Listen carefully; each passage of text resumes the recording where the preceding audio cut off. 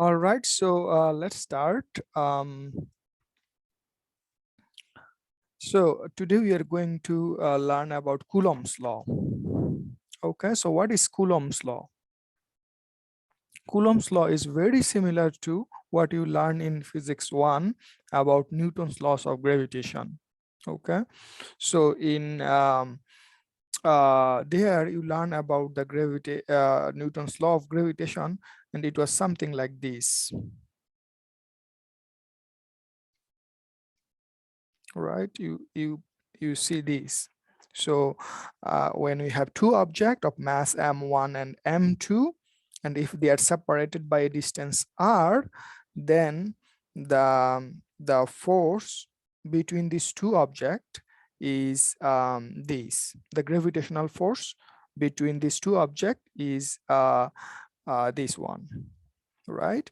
Here r is the separation distance, and m1 and m2 are the mass between them, and this capital G is the universal gravitational constant. Okay, now you see this is very similar. Okay, so this is the Coulomb's law, and you see this very similar. So this is a constant.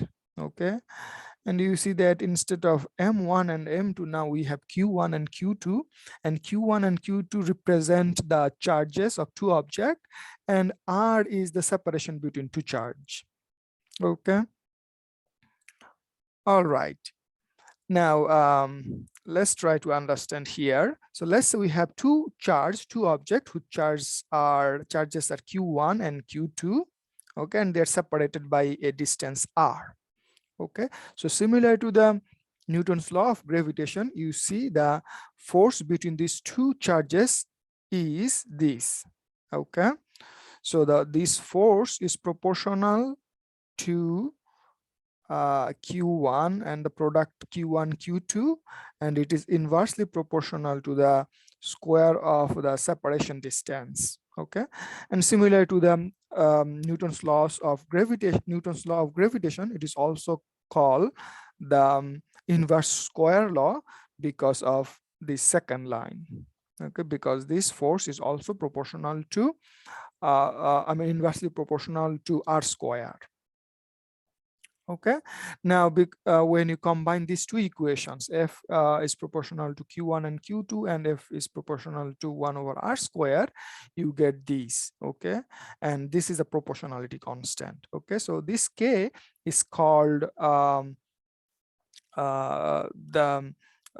Coulomb's constant, or sometimes we call it electrostatic constant. Okay, now let's go to the simulation to see how it looks. Okay, now let's say we have two charges q1 and q2, and they're separated by, let's say, this distance. Okay, so here, okay, so let's say they're separated by 10 centimeter. Okay, now you see that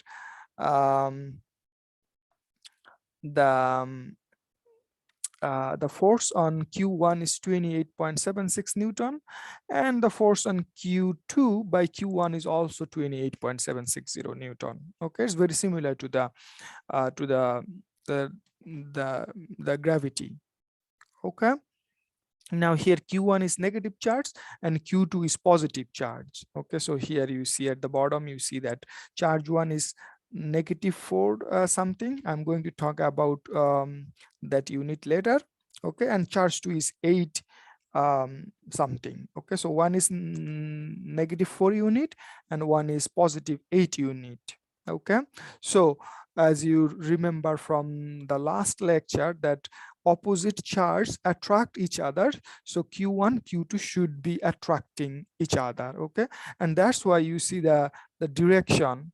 So here the direction, you see the direction is toward each other, and toward each other means they're attracting each other. Okay, now if we have both positive charges, you will see the directions are opposite. Okay, so you see the arrow are away from each other. Okay, that means they are repelling each other. Okay, and same thing if we have two negative charges, you will see that same thing. Okay, so you see that they are opposite, away from each other. Okay, so this also tells you, this simulation also tells you the when we have two like charges, they repel each other. When we have two opposite charges, they attract each other. Okay, so Newton's laws of gravitation, for Newton's laws of gravitation, the force is always attractive, always toward each other. But here, because we have two kinds of charges, positive and negative charge, we have several combination. Okay, when both are negative, then they are away from each other. The direction are away from each other. When both are positive, again they are away from each other. When one is positive, another is negative, then the direction is very similar to the Newton's law. Okay, so remember that, the direction. Okay, for Newton's law we didn't care much because there is only one way, always attractive. But here force can be attractive or can be repulsive. Okay, so direction is very important in this case. Okay, so remember the convention, how we determine whether a force is force is attractive or repulsive. Okay, so here in this picture, you can also see the same thing. For example, here you see we have a positive charge and the positive charge, positive should repel each other, and you see the directions are away from each other. The same thing for negative charges, and then for positive and negative charge, they are toward each other. Okay, in this case, it is attractive. Okay. So direction is very important for the Coulomb's law. Although the Coulomb's law and Newton's law look similar, okay, but the direction is important here in Coulomb's law. Okay. All right. Now, what is the standard international unit for charge? It is Coulomb. Okay, and we use C to represent Coulomb. Okay, the proportionality constant K is called Coulomb's constant or the electrostatic constant, and the value we are going to use when we solve for the numerical problem is this.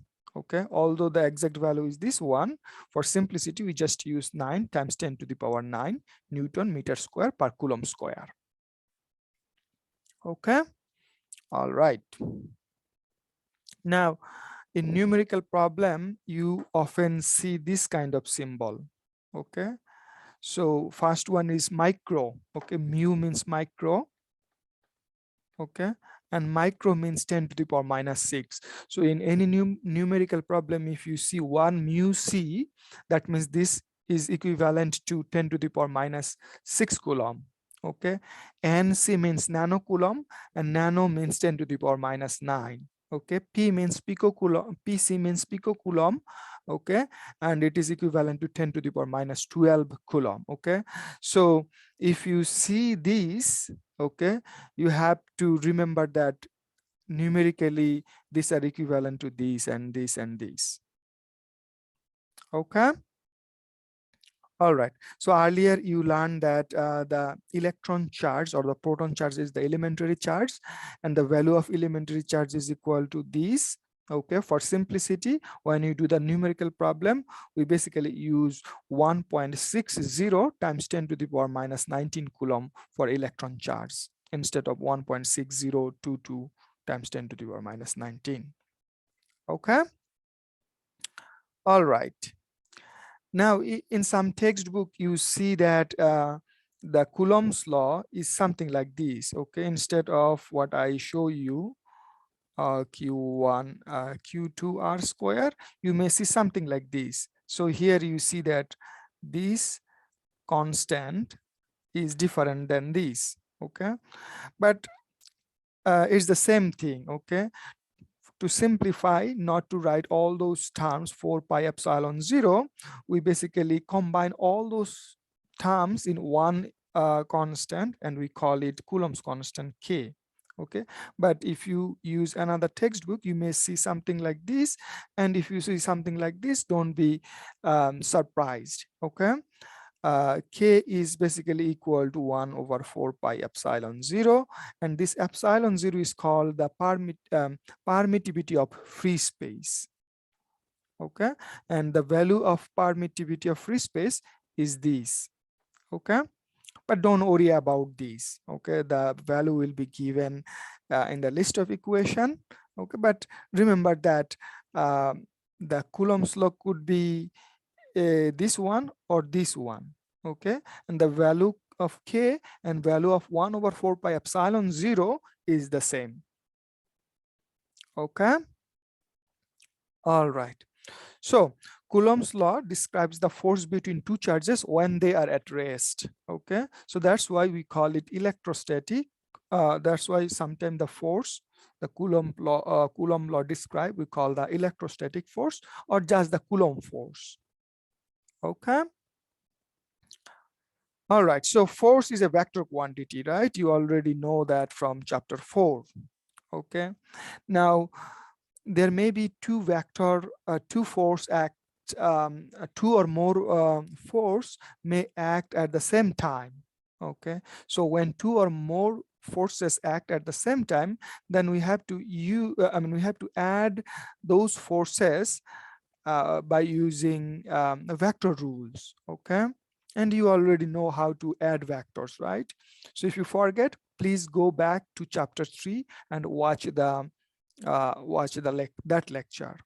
Okay, here I'm going to briefly describe the vector addition, but yeah, most important thing is it's already explained in chapter 3, and please, if you need to review, please go and watch the lecture from chapter 3. Okay, so when we have two or more vectors, we have to add them using vector rule. So normally in vector notation, we write something like this. Okay, and graphically there are two rules. Okay, one is tail to tip method. Okay, so this is the tail to tip method. Another is the parallelogram method. Okay, and tail to tip method tells us that when we have two vectors, so here this one vector and this one vector. Okay, so we want to add them by using tail to tip method. Okay, and it tells us that first draw any of them. Okay, no matter which one you draw first, it should be the same thing. So let's first draw f1. Okay, this is f1, and at the tip of the first vector, draw the second vector. Okay, so this is the second vector. Okay, so at the tip, from the tip of the first vector, I draw the second vector, and then from the tail of the first vector to the tip of the second vector, draw a line. Okay, and that is the sum of f1 and f2. Okay, so this is the tail to tip method.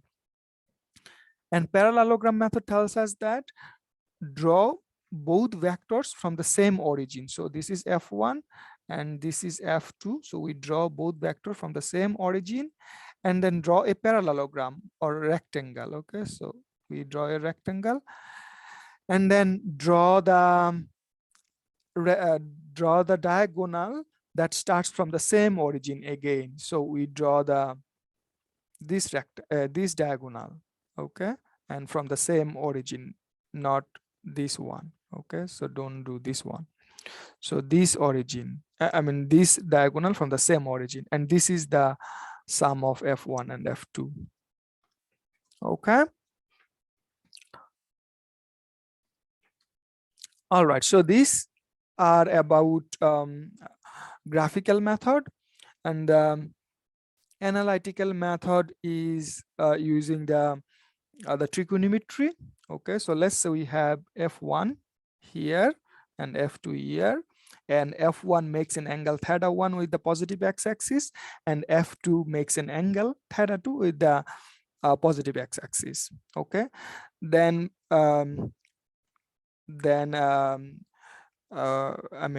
we have to break vector f1 and f2 in their components, x component and y components, and then we have to follow the rules we learned in chapter 3. Okay, so here let me briefly explain what is the rule. Okay, so here you see the f1. Okay, so when you break it into x component, it will be its x component and it will be its y component. Okay, this line is y component and this line is x component. Okay, so this and this basically the same thing. Okay, y component is parallel to the y-axis, x component is parallel or along the x-axis, or in other words, y component is along or parallel to the y-axis. Okay, so because you see that the y component is opposite, so we have to use sine theta here, and here for x component, which is adjacent, for adjacent we have to use cosine theta. Okay, that's the rule. So here you see that f1x is f1 cosine theta 1 and f1y is f1 sine theta 1. Okay, similarly for f2, okay, so this is the y component and this is the x component for f2. Okay, and similar to the trigonometry rule, for 2x it will be cosine theta and 2y it will be sine theta. Okay, so here you see f2 cosine theta 2 and f2 sine theta 2. But the problem here is a negative sign, right? So how we get a negative sign? So here you see when you break f2, you see that the y component is downward, and downward in our convention is negative, and that's why we write a negative sign over there. Okay, so once you understand how to break vectors, okay, the rest are very simple. Okay, rest are just adding them, adding x component together and y component together, and then using the Pythagorean theorem. So here you see that the net component, net x component is f1x plus f2x, and net y component is f1y plus f2y. Okay, and then this is the Pythagorean theorem, square root of f square x plus f square y. And theta or tan theta is basically this one. Okay, y component over x component. Okay, theta equal to tan inverse fy, y component divided by x component. Okay, so please review it. Okay, we'll be doing some numerical problem, and hopefully that will make the concept more clear. Okay, but the base of this concept comes from the chapter 3. Okay, so probably you need to review chapter 3 again. Okay, if you forget. If you don't forget, then yeah, then you can just use this brief discussion for your review. Okay, all right, the superposition. Okay, so sometimes you see this phrase superposition. It means when we have multiple charges. Okay, so the force on each charge from every other charge is basically the vector sum of all the forces, okay, from all other charges. Okay, for example, let's say we have these charges q1, q2 and q3. For simplicity, let me just consider only 3 charges. Okay, now if I want to know what is the charges on q1, so I have to first calculate the charge by q2. Okay, and then I have to calculate the charge by q1, sorry, q3. Okay, so then I have to add the force, let's say, let me call it f12 and let me call it f13. Okay, so 12 is the force on q1 by q2 and 13 is the force on q1 by q3. Okay, now depending on whether it is a positive or negative charge, the direction of f12 and f13 will be different. Okay, and then by using the vector rule, we can add them together. Okay, and this process is called the superposition. Okay, so yeah, again you will see some numerical problem. All right, the next thing is the electric field. We use the symbol E to represent electric field. Okay, and electric field is a vector similar to the force. Okay, and what is the electric field? So electric field is the space around a charge where if you place another test charge, it will feel a force either toward that original charge or away from that original charge. Okay, so for example, let's say we have a charge q here. Okay, now around the charge there is a space. So this is the space where if you put a, let's say a simple a small positive charge, okay, q0, okay. So if we put a positive test charge here, because this is the space or the electric field by this charge, okay, this test charge will feel some force, okay. So it could be either towards this towards this charge, or it could be away from this charge, depending on the whether it is a positive charge or a negative charge, okay. All right, now let's say we place a positive charge here, okay, at this point q0, and let's say the distance from here to here is r, okay. So what is the force this q0 experience? The force this q0 experience is this q0 r square, if r is the distance from the q to q0, right? Now then what is the mathematical definition of electric field? The electric field mathematically at any point in space is defined as the electric force exerted on a tiny positive test charge divided by the magnitude of the test charge, okay. So for example, the electric field at this point P, is the mathematical definition is this: force at this point by q0 divided by q0, okay.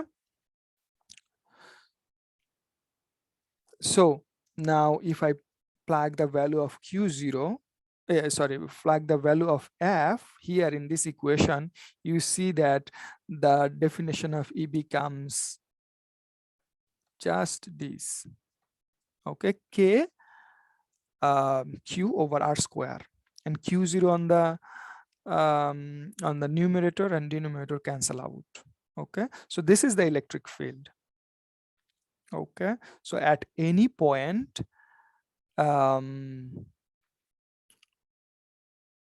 the electric field is this, okay. And again you see that it is inversely proportional to r square, okay. So that means it also follow the inverse square law, okay.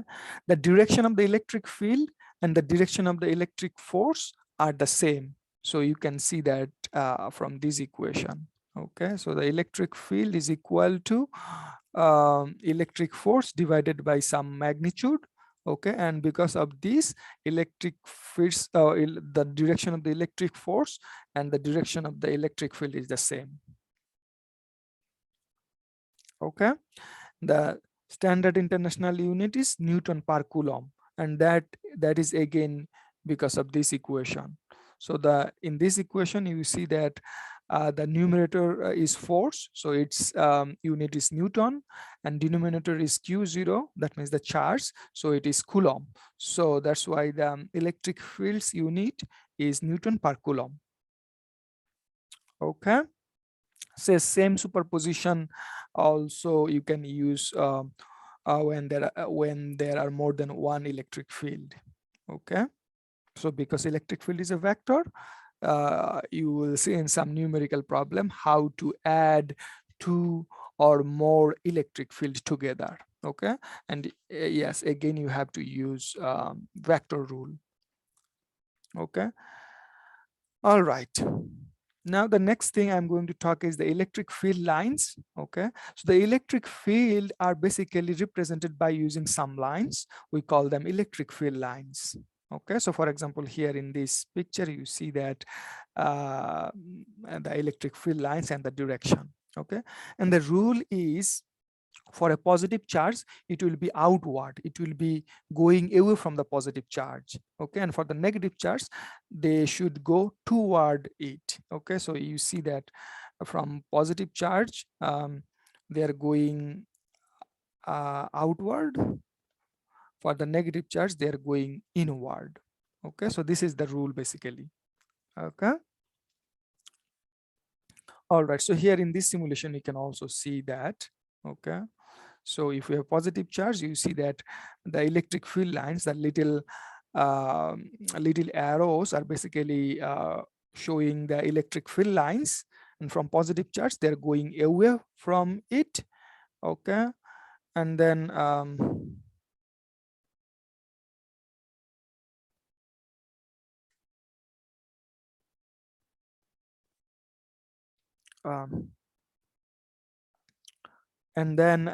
for a negative charge you see that it is going toward it. Okay, how about if we have a combination?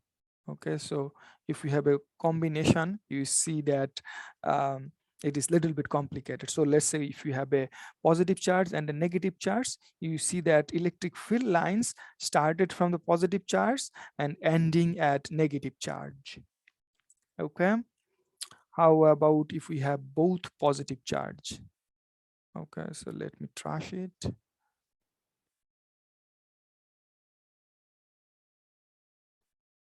Okay, actually I have to clear screen.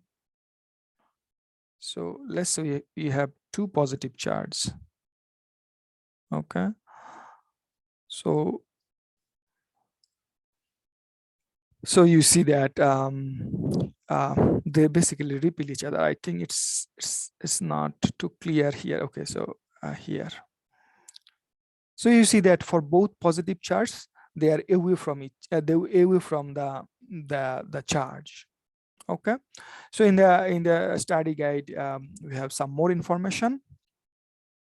Okay, so the rules or properties of the electric field lines are these. So lines start from a positive charge and end at the negative charge, and lines never intersect. Okay, so here you can see that they never intersect. Okay, remember that.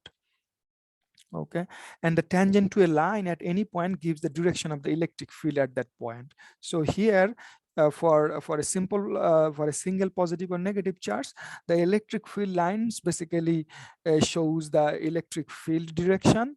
But for a complicated combination, for example, here you see that they are not just a straight line. Okay, so when we have a combination something like this, okay, the electric field, the direction of the electric field is tangent to the point, tangent at any point. For example, here you see that at this point the tangent is this one, so the electric field direction here is this one. Okay, at this point it is basically just this one. Okay, at this point it is basically this one, and so on. So always it is tangent. Okay, now here you see the for positive and negative charge we call it electric dipole. Okay,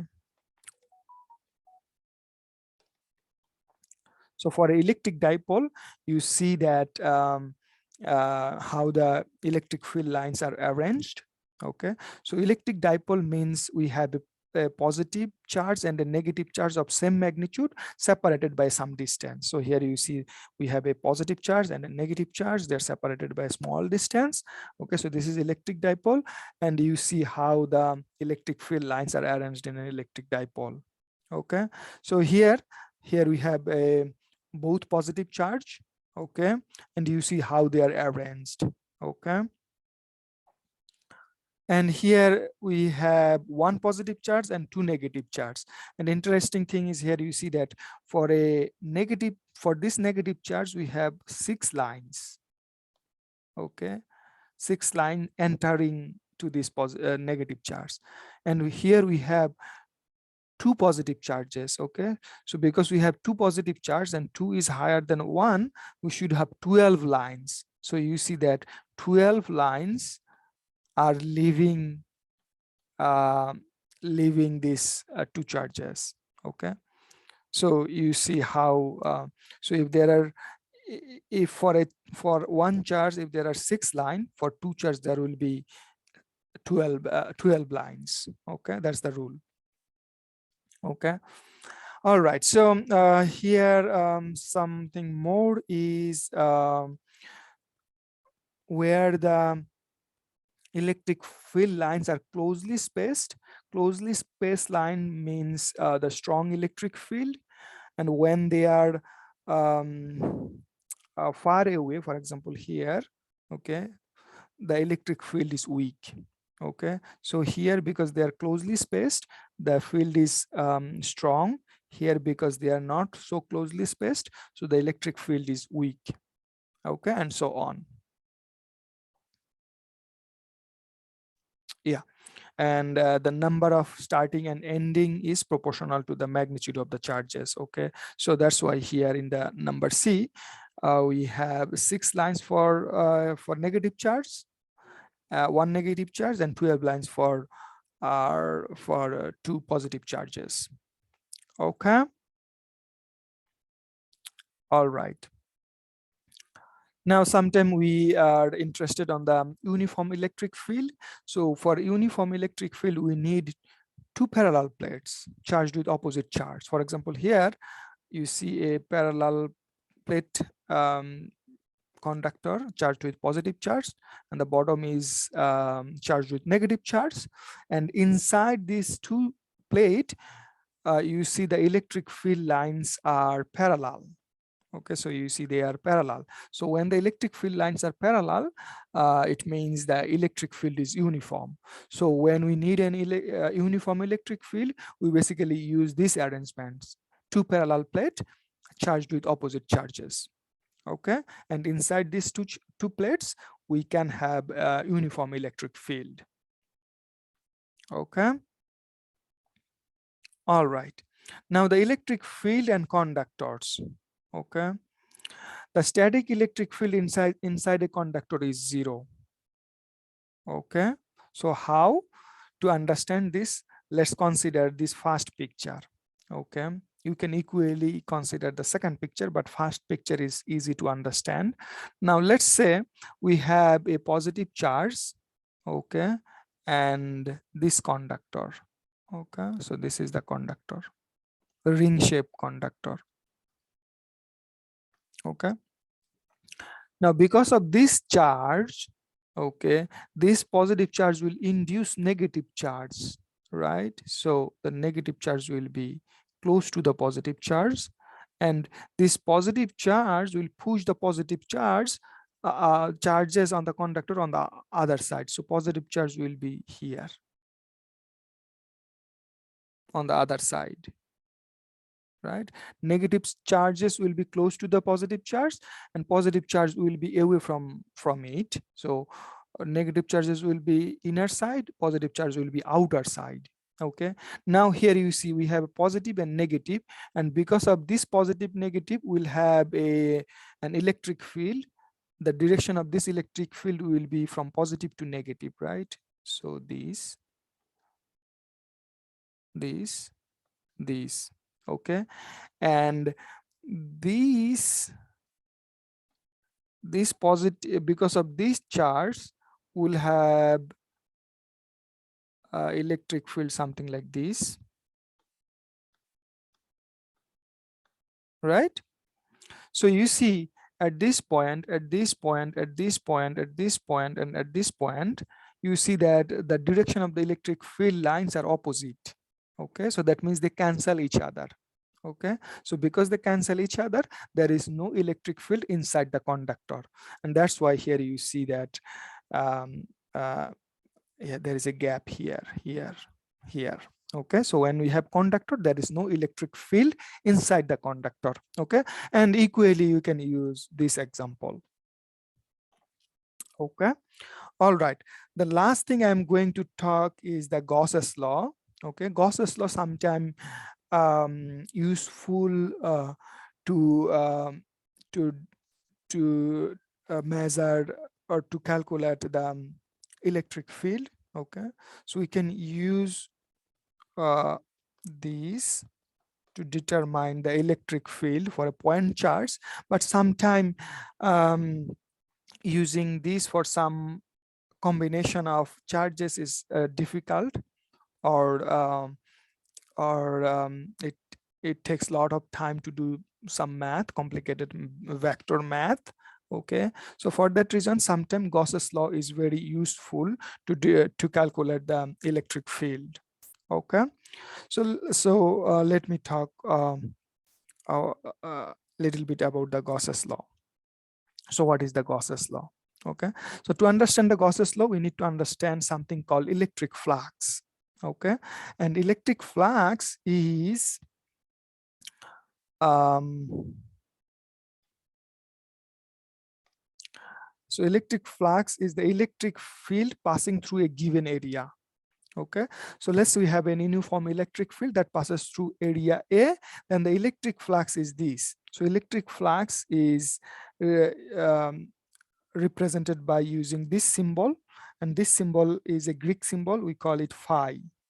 Okay, so phi and E to represent subscript E is to represent it is for electric field. Okay, so the electric flux is equal to the electric field times the area times the cosine theta. Okay, so let's use this picture to understand this. So let's say we have uniform electric field. So here you see all lines are parallel passing through this area. Okay, so this rectangle is the area through which the electric field lines are passing. Okay, so here you see that the electric flux is EA. So instead of EA cosine theta, okay, it is just EA. So why it is EA? Because here cosine theta is equal to cosine 0 degree, and cosine 0 degree is 1. So that's why phi E, the electric fields, electric flux for the first case is equal to just EA. Okay, now why it is 0 degree? This is 0 degree because here you see this is the electric field line, and for a area the direction of the area is perpendicular to this area, that area. Okay, so here this is the direction for area. Okay, so you see that the electric field is this one, the direction of electric field is this one, the direction of area is this one, so they are in the same direction. So the angle between the electric field and the area is 0 degree.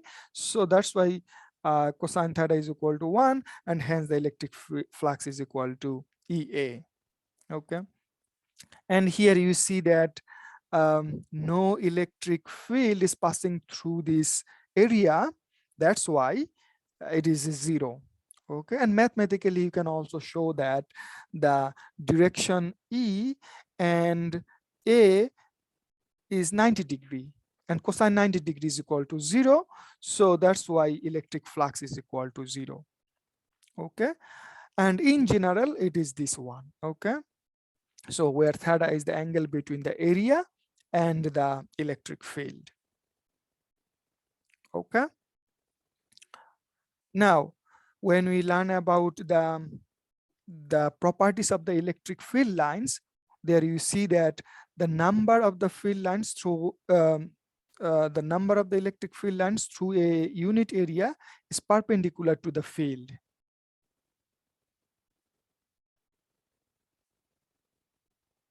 Oh, sorry, I mean what I wanted to tell is if n is the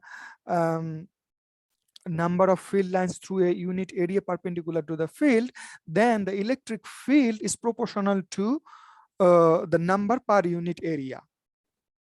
Okay, so here you see that electric field is proportional to the number of electric field lines per unit area that is perpendicular to the electric field lines. Okay, now let's do a little bit of math. So starting from here, we can write that N is proportional to E and A perpendicular. Okay, and A perpendicular, A perpendicular means EA cosine theta basically, and this is equal to the electric flux. So the number of electric field lines, okay, through a unit area perpendicular to the field is basically proportional to the electric flux. Okay,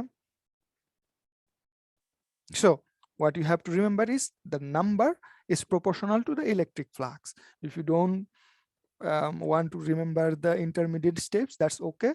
The thing we have to remember here is the number and the electric flux, they are proportional to each other. Okay, now this is for a simple case where the fields are uniform and they're passing through the some unit area. Okay, but what happen if we have an arbitrary closed surface, something like this? So you see that this is not a very simple surface. Okay, so if we have something like this, then the technique is to um, break this area into small pieces. Okay, delta A1, delta A2. Okay, so because the area is small now, okay, although the original electric fields are not uniform through this closed surface, but for these small areas we can treat the electric field lines are uniform. Okay, so then we can use um, and then we can use what we just learned. Okay, and then calculate the individual flux for each small area, and that would be something like this: E1 delta A1 cosine theta 1, E2 delta theta cosine E2 delta A2 cosine theta 2, and so on, and then add them together. So when you add them together, you get the whole flux delta E. Okay, so this is the closed surface. Okay, when you add them together compact in a compact form, you can write something like this: E delta A cosine theta, and this means you are adding all the individual flux for this small area, for all these small areas. Okay, all right. Now then, if you understand so far, so first you need to understand what is delta a flux of phi E and how it works and how it is related to the number of electric field lines through a unit area. Then we are ready to understand the Gauss's law. And Gauss's law tells us that uh, this number, okay, the net number of lines pointing out of any closed surface must be proportional to the net charge enclosed by that surface. Okay, so mathematically n is proportional to q enclosed, and because n, the number, is proportional to phi e, the flux, we can in turn write phi e is proportional to q enclosed. Okay, so phi e proportional to q enclosed. Now for any arbitrary closed surface, we see that phi is this equation, so we can replace phi e by that equation and we get something like this. Right now, if you want to remove the proportional sign, we need a proportionality constant, and here the proportionality constant is epsilon 0. Okay, so uh, so with epsilon 0, with the proportionality constant, the Gauss's law becomes this. Okay, so the left hand side is still the phi e, on the right hand side we have q enclosed, and then 1 over epsilon 0 is the proportionality constant, and this is the Gauss's law. Okay, and sometimes Gauss's law is useful to determine the electric field. Okay, so one of the example, let me show you here, is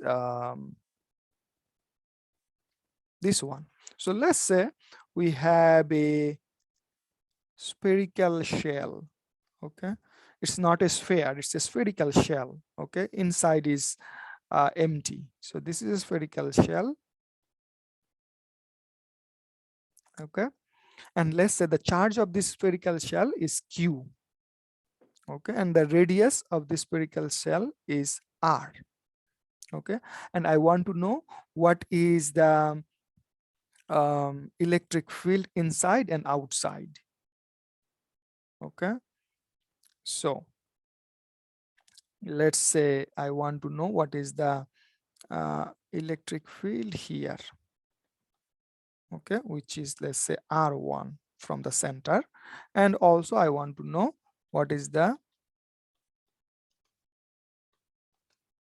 electric field at a distance r2. So let's say this is r2.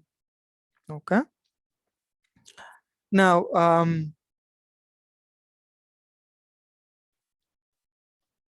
Okay, first let's say inside. First let's calculate for inside. Okay.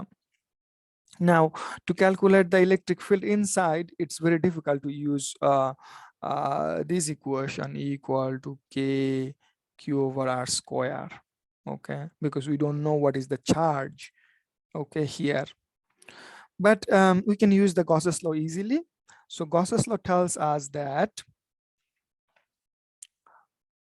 E delta A, okay, cosine theta equal to Q enclosed over epsilon 0, right? Now, you see that this area does not enclose any charges, right? So because it does not enclose any charges, the right hand side is equal to 0. So because the right hand side equal to 0, the E equal to 0 at the inside. Okay. But how about outside? So now let's calculate for outside.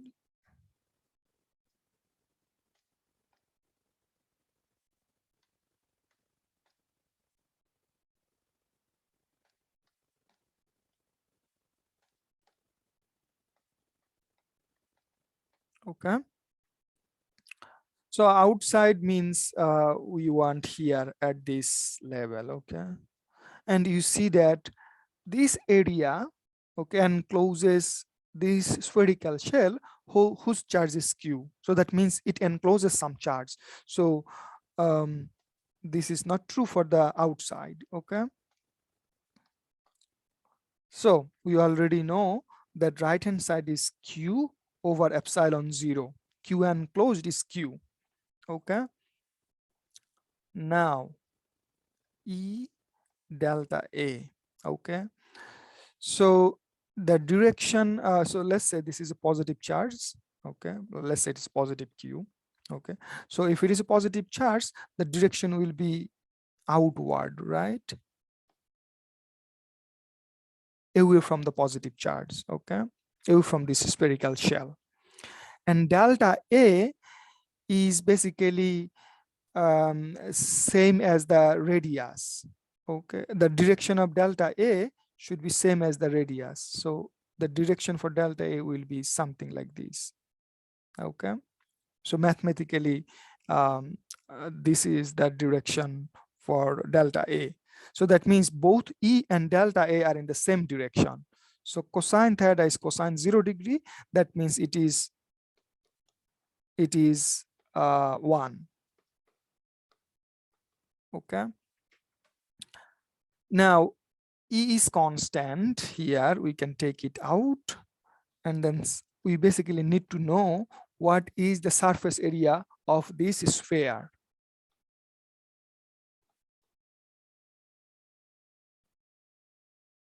Okay.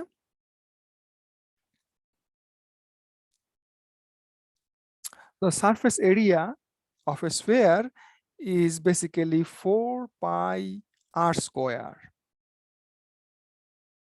right?